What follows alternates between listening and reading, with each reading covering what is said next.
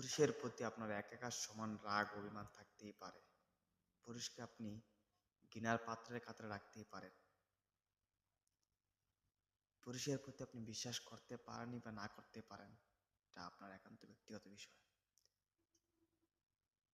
এটা সত্য, পুরুষ যেমন সহজে কাঁদে না, আবার এটাও অধিকাংশ পুরুষের সাথে যায়।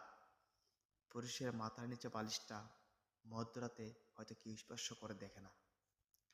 পুরুষের ক্ষত বিক্ষত এগুলো যেন পুরুষকে সাহস যোগায়, শক্তি যোগায়, আবার কোনো কোনো পুরুষকে ভিতরগতভাবে মেরে ফেলে। কিন্তু এগুলো পুরুষ কখনো বাহ্যিকভাবে প্রকাশ করে না।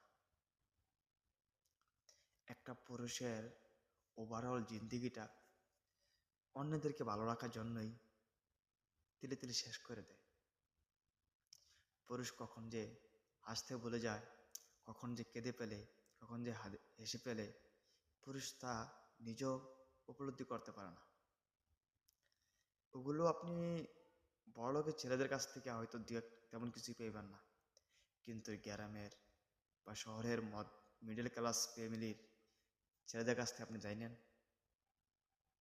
কতটা ক্ষত বিক্ষত তার দিনের পর দিন চলাফেরা করে। পুরুষের সব কিছু উৎসর্গ করে দেয় অন্যদেরকে ভালো রাখার জন্য। পুরুষ মানেই দায়িত্বের চাবিকাঠি। পুরুষ মানেই নিজেকে